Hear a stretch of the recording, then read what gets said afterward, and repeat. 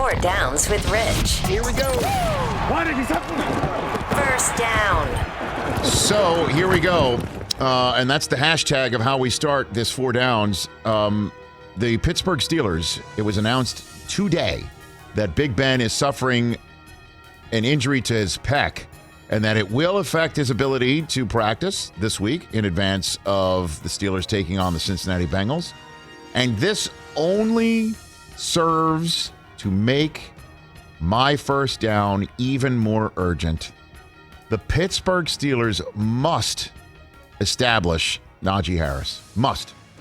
Like, this kid has got to get 25 carries this week against the Cincinnati Bengals. And it does not matter how many are in the box, how many's in the front.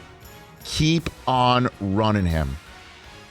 If I'm not mistaken, Chris, do me a favor and look up his number of touches in his first couple of weeks this season. His rushing yards are substandard, and neither of these games that the Steelers played, against the Bills in Western New York and at home against the Las Vegas Raiders, they weren't out of hand.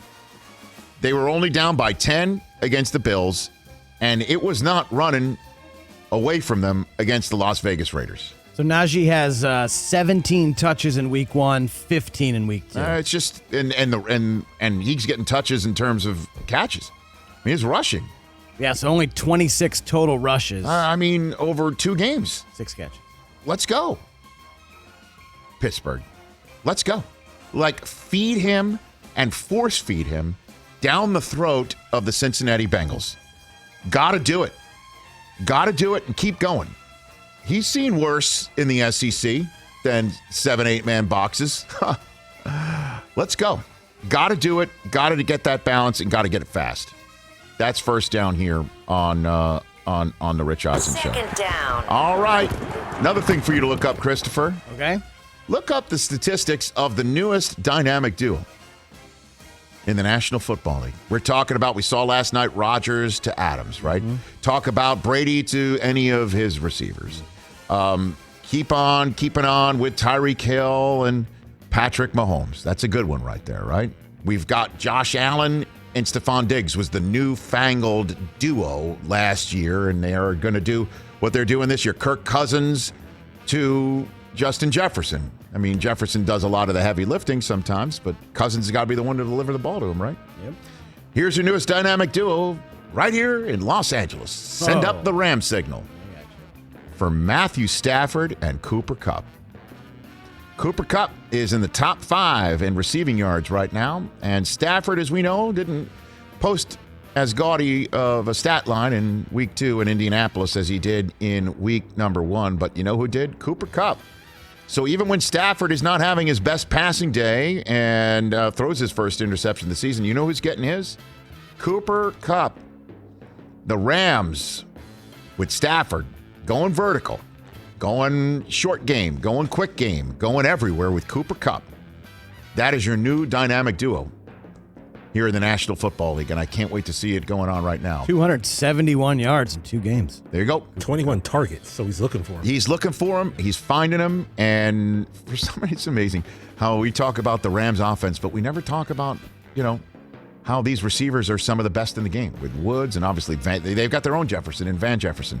That is a new dynamic duo in the NFL. Week number 3 in the NFL, okay, for third down. Third down. Is going to put some rubber on the road with this one. Is the AFC West wide open? Oh, coming around. Is the AFC West wide open?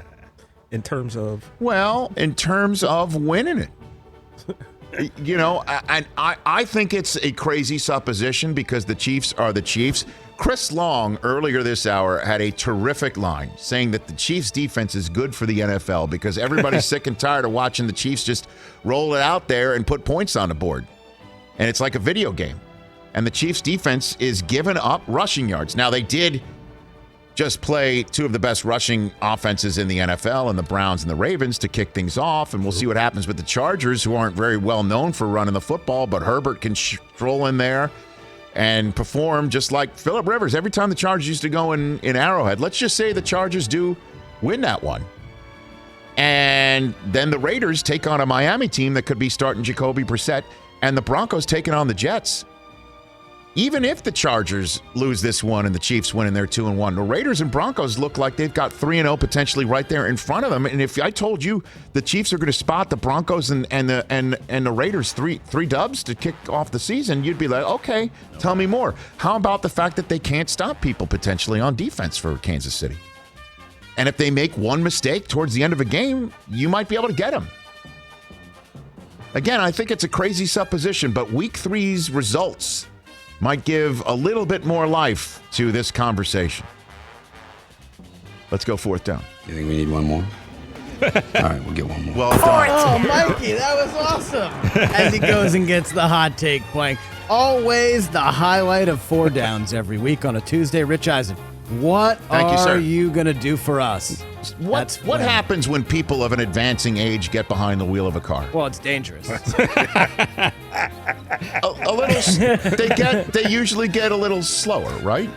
And they don't really care about anyone around and it's them. one of those things. Again, I'm a New Yorker, and if you're behind somebody that's moving slow, and then I find and let's just say they start getting off to the right lane and turn to right, I will give a look. Like, I just need to see the face of the person. The audacity. I don't know why it makes me feel better. That I don't know what they look like. I don't know if it's man or woman or anything. You just got to know. Seeing the look and just make the look, and it's just I don't know why I feel better about it. Total agreement. Okay? Total agreement. 100%. I bring this up because what happens is usually folks of an advancing age hit the speed limit, nothing more, correct? Right. Right. Under. Well, somebody's going to prove that the speed limit and the double nickel does not mean that you are at advancing age at all. My fourth down hot take. Thomas Edward Brady is going to throw for 55 touchdowns in 2021. Tom Brady will throw for the double nickel speed limit in many states in these United States. In 2021, he's got 9.